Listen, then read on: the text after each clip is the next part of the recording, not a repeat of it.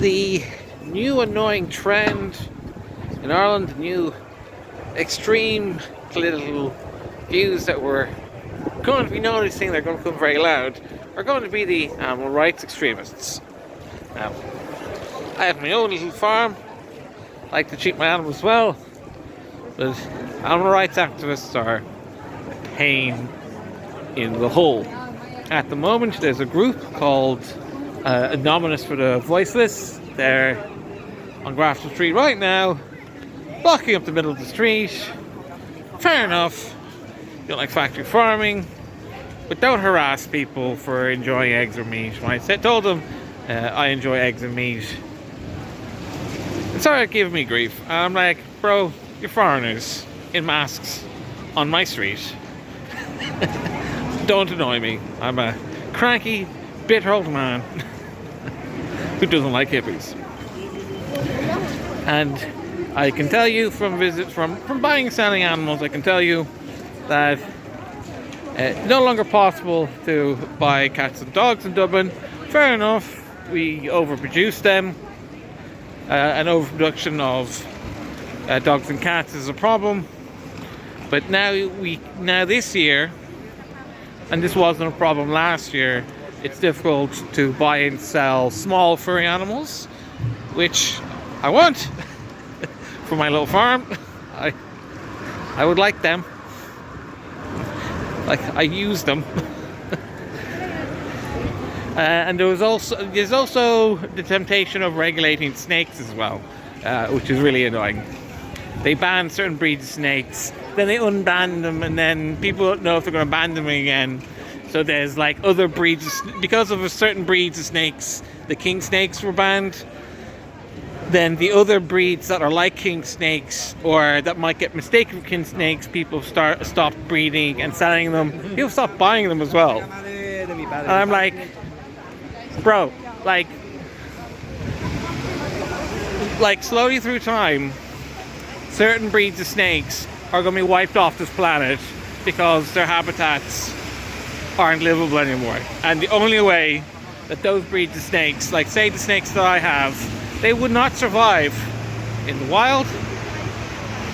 The average age would be 3 years, but because they've got particular skin defects, they would be eaten very quickly. And if they escaped my little snake farm, they would be spotted by birds really easily because they're bright red.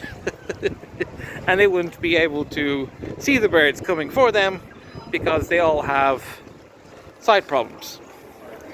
This is a problem with their particular breeding. So the only way for those species to not get wiped off the planet is that we take them as pets. And particularly the ones with skin defects, such as albino, hypo, scaleless and pied, or any of the skin defects,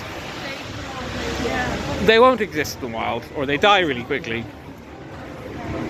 And we have less variety of animals. So it's better for us to keep snakes as pets.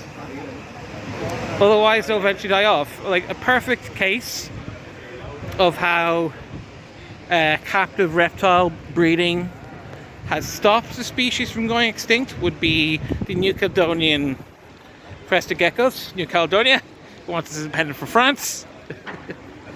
Its geckos were almost wiped out from existence, except for the fact that people started keeping them as pets in the 90s, and then their species started living outside of their habitat. It was being destroyed, and that's how they survived.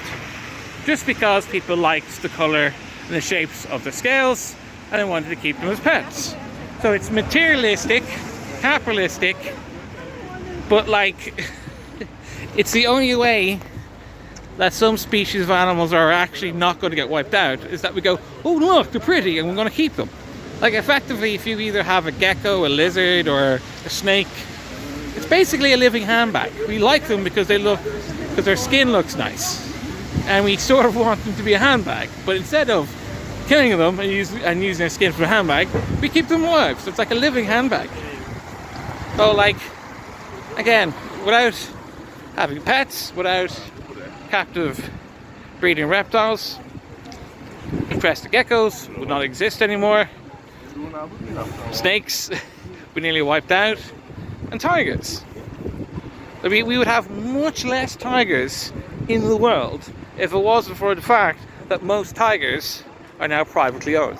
Private property is a great problem solver.